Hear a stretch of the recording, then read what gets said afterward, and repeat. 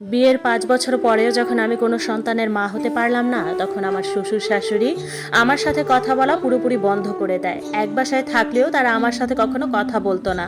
তবে আমাকে উদ্দেশ্য করে নানা ধরনের আক্রমণাত্মক কথা বলতো, যেগুলো আমার ভিতরটাকে রীতিমতো ক্ষতবিক্ষত করতো। আমার মনে হতো আমার হৃদয়টাকে কেউ ছুরি দিয়ে ছিদ্র করছে। সেটা আমি বুঝতে পারছি, কিন্তু কিছু করতে পারছি না। আমার শাশুড়ি প্রায়ই পাড়ার মানুষকে শুনিয়ে শুনিয়ে আমাকে উদ্দেশ্য করে বলতো, এমন মেয়ে ঘরে বউ করে এনেছি যে সারা জীবনই পস্তাতে হবে। না আছে রূপ, না আছে গুণ। বিয়ের এত বছর হয়ে গেল, অথচ এখন একটা নাতি নাতনির মুখ দেখতে পারলাম না। ওরা কপাল আমার। ছেলেটা নিজের পছন্দে বিয়ে না করে যদি আমাদের পছন্দে বিয়ে করত, তাহলে আজ এই দিনটা দেখতে হতো না।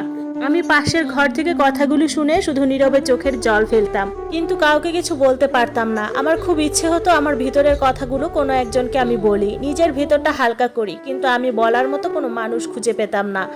আমার স্বামী আবির যখন রাতে অফিস থেকে বাড়ি ফিরে, তখন তাকে জড়িয়ে ধরে খুব কাঁদতে ইচ্ছে করে। তার বাবা মায়ের কথাগুলো তার কাছে বলতে ইচ্ছে করে, কিন্তু কেন জানি সাহস হয় না। হয়তো আবির আমাকেই দোষ দিবে, কারণ নিজের বাবা মায়ের বদনাম কোনো ছেলেই শুনতে চায় না। সেটা সত্য হলেও আবিরও হয়তো চায় না। আমার শ্বশুর শাশুড়ি আমার সাথে যেমনই করুক না কেন, আমার স্বামী আমাকে অনেক ভালোবাসে। এটাই হয়তো আমার জন্য অনেক কিছু। কারণ পৃথিবীতে একজন স্ত্রীর জন্য তার স্বামীর উপরে কেউ নেই। একজন স্ত্রী সবার ভালোবাসা ছাড়া বেঁচে থাকতে পারে, ভালো থাকতে পারে, কিন্তু স্বামীর ভালোবাসা ছাড়া কোনো স্ত্রী ভালো থাকতে পারবে না। স্ত্রীর কাছে স্বামীর ভালোবাসাই পৃথিবীর শ্রেষ্ঠ ভালোবাসা। আমার কাছেও আমার স্বামীই সব। সে যতদিন আমাকে ভালোবাসবে, ততদিন আমি পৃথিবীর সব মানুষের ঘৃণা উপেক্ষা করে বেঁচে থাকবো। আমার স্বামীর ভালোবাসার কাছে পৃথিবীর অন্য সব ঘৃণা তুচ্ছ।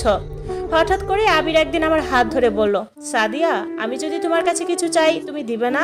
আমি জানি তুমি আমাকে না করতে পারবে না। অনেকদিন তো হলো আমাদের বিয়ে হয়েছে, কিন্তু একটা সন্তান তুমি আমাকে দিতে পারোনি। বাবা মায়ের কথা না শুনে তোমাকে ভালোবেসে বিয়ে করেছিলাম আমি। বাবা মা এই বিয়েতে কখনোই খুশি ছিলেন না। তারা শুধু আমার মুখের দিকে তাকিয়ে বিয়েটা মেনে নিয়েছিল। আমিও ভেবেছিলাম বিয়ের পর একটা ফুটফুটে নাতিনের মুখ দেখে তারা সবকিছু ভুলে যাবে, কিন্তু তুমি সেটা দিতে ব্যর্থ হয়েছ। 5 বছরেও যেহেতু তুমি এটা পারোনি, ভবিষ্যতেও পারবে না। আমাদের এত টাকা পয়সা, জমি জমা, এসব ভবিষ্যতে কার জন্য বলো? আমাদের তো প্রজন্ম রক্ষা করতে হবে নাকি? তুমি তো আমাকে একটা সন্তান দিতে পারলে না। তাই আমি সিদ্ধান্ত নিয়েছি আর একটা বিয়ে করব। আমার বংশ রক্ষা করতে হবে। আশা করি তুমি আমাকে বাধা দিবে না। আমি চাই তুমি খুশি মনে আমার দ্বিতীয় বিয়েটা মেনে নিবে। আবির যখন কথাগুলো বলছিল আমার হাত ধরে, তখন আমার নিজেকে পৃথিবীর সবচেয়ে অসহায় মানুষ মনে হচ্ছিল। যে মানুষটাকে তার স্বামীও এখন আর ভালোবাসে না। ভাবতে অবাক লাগছে, এই মানুষটাই একদিন আমাকে নিয়ে মহাকাল পাড়ি দেওয়ার স্বপ্ন দেখত, আমার সব আবদার পূরণ করত। বিয়ের আগে আমাদের 3 বছরের সম্পর্ক ছিল। এই 3 বছরে আমি আবিরের কাছে যখন যা চেয়েছি তাই পেয়েছি। একসময় মনে হতো আমি যদি তার কাছে আকাশের চারটা চাই, তাহলে সেটাও সে আমাকে এনে দিবে। আমার মনে হতো আমি খুব বেশি ভাগ্যবান যে এমন একজন মানুষের সাথে আমি আমার বাকিটা জীবন কাটাতে পারবো। বিয়ের পরেও তো আবির আমার সব কথা রাখতো। বাবা মায়ের অবাধ্য হয়ে আমাকে বিয়ে করেছিল। তাহলে আমি আজ মা হতে পারিনি বলে আবির এমন করছে? আমি সাহস করে আবিরকে বললাম, আমি যতদূর জানি সন্তান জন্ম দেওয়ার ক্ষেত্রে মেয়েদের কোনো হাত নেই। বাচ্চা ছেলে হবে নাকি মেয়ে হবে, এটা যেমন একজন পুরুষের শুক্রাণু ঠিক করে, তেমনি সন্তান না হওয়ার জন্য স্বামী দায়ী। এর জন্য কোনো স্ত্রী দায়ী না। আমি আমার স্বামীকে অন্য কোনো মেয়ের সাথে কখনো কল্পনা করতে পারবো না। তাই আবিরকে আমি দ্বিতীয় বিয়ে করতে দিতে চাই না।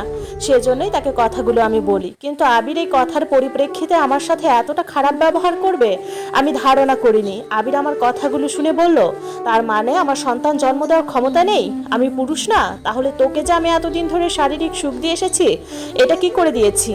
তোকে আমার বিয়ে করাটাই উচিত হয়নি। ভেবেছিলাম তুই আমার কথা ভাববি, আমার বাবা মায়ের কথা ভাববি, আমাদের ভবিষ্যৎ প্রজন্মের কথা ভেবে আমার বিয়েতে তুই মত দিবি, কিন্তু তুই উল্টা আমাকেই দোষ দিচ্ছিস। আমার কারণে নাকি তুই মা হতে পারছিস না। তাহলে যা, অন্য কারো কাছে গিয়ে সন্তান জন্ম দে। আমার কাছে থাকছিস কেন? তুই আমাকে মুক্তি দে। আমার তোকে এখন সহ্য হয় না। তোর জন্য আমার বাবা মার কাছে আমি অকৃতজ্ঞ সন্তান হয়েছি। তুই আমার জীবনটাকে নরক বানিয়ে দিয়েছিস। আমি কথাগুলো ওভাবে বলিনি আবির। আমি শুধু তোমাকে বোঝাতে চেয়েছিলাম এখানে আমাদের কোনো দোষ নেই। আর একজন স্ত্রী কখনো তার স্বামীকে দ্বিতীয় বিয়ে করানোর মতো দুঃসাহস করতে পারবে না। আমিও পারবো না। আবির তখন বলল, তুই যেভাবেই বলিস না কেন, আমি আরেকটা বিয়ে করব। তোর যদি আমার কাছে থাকতে মন চায় থাকবি, মন না চাইলে চলে যাবি। আমার কাছে থেকে সরে যা তুই। কথাগুলো বলেই আবির আমার হাতটা ছেড়ে দিয়ে আমাকে ধাক্কা দিয়ে ফেলে দেয়, অথচ সে একদিন আমাকে কথা দিয়েছিল আমার হাতটা সারা জীবন শক্ত করে ধরে রাখবে। যত ঝড়ঝাপটায় আসুক না কেন সে আমার হাত ছাড়বে না, কিন্তু আজ ছেড়ে দিল। আমি যে পড়ে গিয়ে ব্যথা পেয়েছি সেদিকে আবিরের কোনো খেয়ালই নেই। আবির বিছানার এক পাশে জড়সড় হয়ে ঘুমাচ্ছে, আমি তার পাশে বসে কাঁদছি। আমি আজ খুব করে বুঝতে পারছি আমার স্বামী নামক ভালোবাসার মানুষটা আমার বৃত্তের বাইরে চলে গেছে। আমি চাইলেও আর তাকে আমার বৃত্তের মায়ায় আটকিয়ে রাখতে পারবো না। সে এখন নতুন বৃত্তের সন্ধানে, তবে আমি তার জন্য যদি আমার তাকে ডিভোর্স দিতে হয় তবুও আমি পিছাতে পারবো না। আমি চাই মানুষটা সুখে থাকুক। আবির কাল বিয়ে করছে, এই বিয়েটা তার বাবা মায়ের ইচ্ছেতেই করছে। সবাই খুব খুশি বিয়েটা হচ্ছে বলে।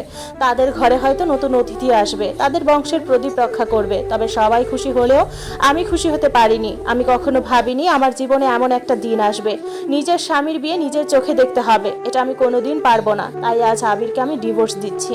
তার সাথে সব সম্পর্কের অবসান ঘটিয়ে চলে যাব দূর অজানায়। আবির যখন ডিভোর্স পেপারে সাইন করছিল তখন তার চোখে মুখে আমি এক প্রকার আনন্দ দেখেছিলাম। আমি বুঝতে পেরেছিলাম সে আমাকে ডিভোর্স দিতে পেরে অনেক হ্যাপি। সে তার নতুন বউকে নিয়ে খুব ভালোভাবেই হয়তো বেঁচে থাকবে। আমি যখন ডিভোর্স পেপারটার উপর সাইন করলাম তখন নিজের অজান্তেই চোখের এক কোণ থেকে এক ফোঁটা পানি গড়িয়ে পড়লো পেপারটার উপর। ডিভোর্স পেপারটা আমার চোখের জলে ভিজে গেল। আবির কি শেষবারের মতো আমার চোখের পানিটা দেখেছিল?